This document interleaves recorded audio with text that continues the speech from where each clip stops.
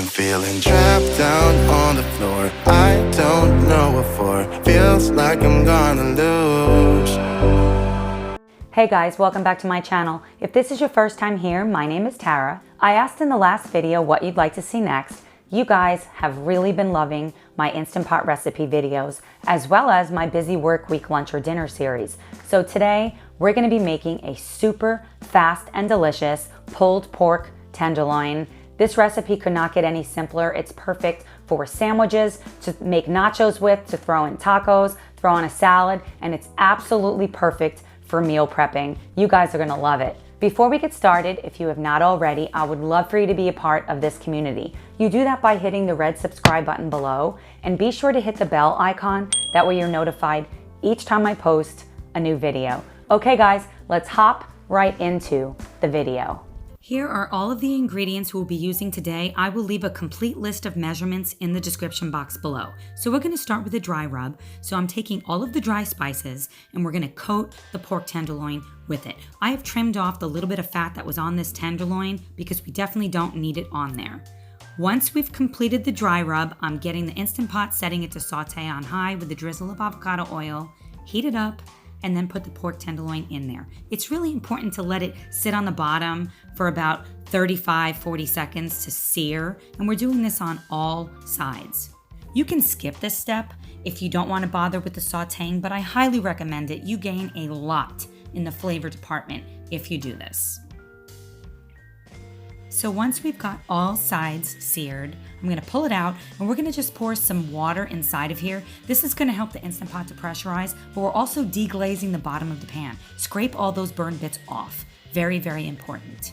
Place the trivet in, and now we're gonna get our sauce ready. So I've got my honey and my brown sugar. You can use coconut sugar if you prefer. And we're just combining it together and giving it a really good mix. I'm using equal parts of honey to brown sugar. So now we're gonna coat the pork tenderloin with this. This is really gonna ramp up the flavor of this pork tenderloin while still keeping it neutral so you can utilize the pulled pork in many different types of dishes. So once we've coated all sides of it, just really slathering it on there, then we're gonna place it inside of the Instant Pot on top of the trivet. I didn't do anything special with this trivet. I didn't grease it. I did absolutely nothing but just put the pork tenderloin on there. And then I'm just putting the last little bit of sauce right on top. Then we're gonna grab our lid, make sure the silicone ring is on. Next, we're gonna hit cancel on the Instant Pot, set it to high pressure. This might be pressure cook on your model or manual, but we want 20 minutes. After the cooking process has completed, we're gonna allow a 10-minute natural pressure release. This is gonna ensure that the pork tenderloin is perfectly tender and absolutely delicious. Now it's time to do a quick release, so I'm gonna use the back of the spoon so I don't burn my hand. There was not very much pressure left in here. Make sure the pin drops before you try to open the lid. So next, it's time to open the lid and look at this delicious pork tenderloin. So we're just gonna grab it out of there. We can just disregard what's in the pot because we don't need it for this recipe. And now we are gonna shred this pork.